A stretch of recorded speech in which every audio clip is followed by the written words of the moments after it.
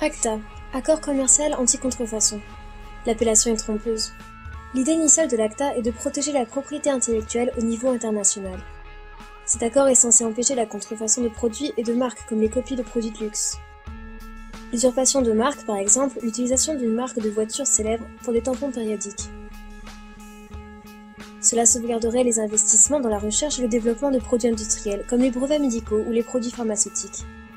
Cet accord est aussi supposé apporter une aide qualitative aux artistes et aux journalistes, et harmoniser à l'échelle internationale les législations relatives aux droits d'auteur. Ça a l'air bien, n'est-ce pas? Mais il y a un hic.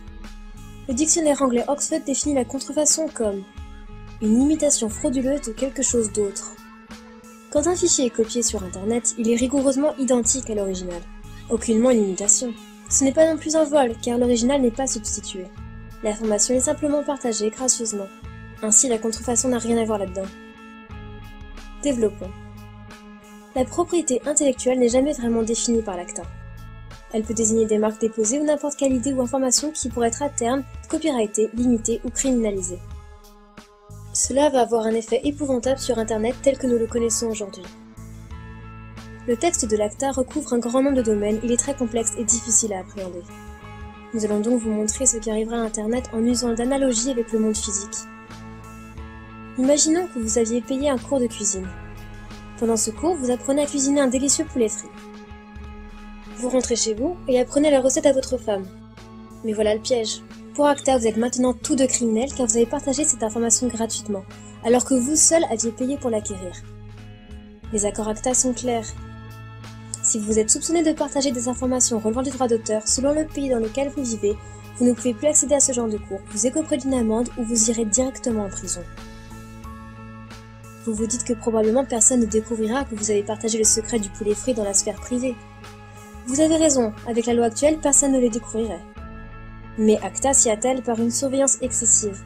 Toutes vos communications seront enregistrées et pas seulement les vôtres. Celles de votre famille, de vos amis, tous seront observés, par précaution. Bien sûr, vous n'avez pas besoin de vie privée, de droits civiques ou de liberté, parce que vous n'avez rien à cacher. N'est-ce pas?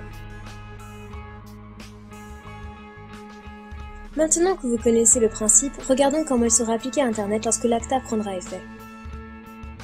Imaginez votre connexion Internet comme un tapis roulant, circulant dans les deux sens.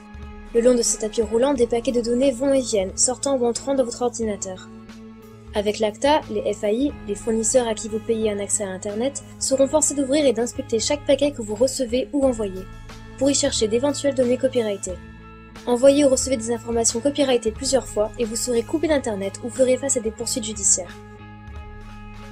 Cela signifie que si vous envoyez un fichier MP3 à un ami avec un logiciel de messagerie instantanée, uploadez une vidéo d'une soirée où l'on entend de la musique copyrightée, ou citez un article de presse copyrighté dans un email, votre compte est beau. C'est comme ça. Comme si cela ne suffisait pas, l'information concernant l'article du journal que vous avez envoyé par email sera transmise aux éditeurs, et à leur demande, vous pourrez écoper d'une amende ou d'une peine de prison. Les FAI seront requis de vérifier qu'aucun contenu copyrighté, ni aucun lien vers du contenu copyrighté ne se trouve jamais sur leur serveur. Cela sera fatal pour les sites qui hébergent du contenu généré par leurs utilisateurs, comme de la musique, des photos ou de la vidéo. Comment YouTube ou Twitter pourraient fonctionner avec une telle loi? Internet tel que nous le connaissons est ainsi sur le point d'être détruit. Au moins vous pourriez penser que l'argent récolté dans tous ces procès profite aux créateurs. Mais les musiciens, écrivains, cinéastes, journalistes, développeurs et chercheurs sont tous aussi perdants. Car tout le monde est tenu de respecter les mêmes règles. Les idées ainsi protégées ne pourront pas être reprises, approfondies ou prolongées. Même des bouts de phrases pourront être copyrightés et soumis à restrictions. L'accord dans son ensemble ne profite qu'à une petite fraction de l'industrie, la fameuse mafia des contenus. Des groupes comme la RIAA et la MPAA qui tentent depuis longtemps d'en finir avec le problème Internet qui menace leur modèle économique obsolète. ACTA est le résultat de leur action de lobbying auprès des gouvernements qui participent aux négociations. La dernière fiche du document officiel indique que toutes les techniques pour contourner les filtres de contenu et l'infrastructure de blocage seront aussi déclarées illégales. Le pire dans cette histoire est que tout se fait sous le manteau. Si vous êtes européen, cet accord est élaboré par des individus que personne n'a élus. Vous avez déjà vu où cela a mené YouTube. Les vidéos sont bloquées dans certains pays.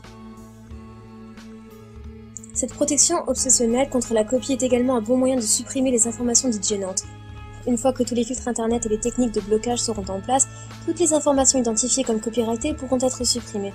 Peut-être que votre blog critique ou votre compte Twitter, ou la vidéo que vous avez faite sur des élections truquées ou des catastrophes écologiques, ou même les photos de vos chatons. Ok, peut-être pas de vos chatons. À moins que vous ne dessiniez le logo de Coca-Cola sur leur fourrure. Tout cela semble incroyable pour quiconque aurait jeté ne serait-ce qu'un coup d'œil à la façon dont Internet fonctionne. Mais souvenez-vous, ceux qui travaillent sur cet accord n'ont peut-être aucune idée de ce qu'est Internet. Dès que le traité sera signé, leurs règles devront être appliquées.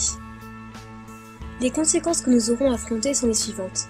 La censure d'Internet, des restrictions à la liberté d'expression, la perte de la neutralité du net due à la restriction d'usage de certains protocoles, une totale surveillance de toutes vos activités en ligne, la perte des libertés et la restriction des droits civiques, des sanctions comme la coupure de votre accès à Internet. Et nous n'obtiendrons rien. Le temps est venu d'agir pour Internet. Googlisez ACTA. Partagez vos montages sur Twitter et Facebook. Défendez le net jusque dans la rue.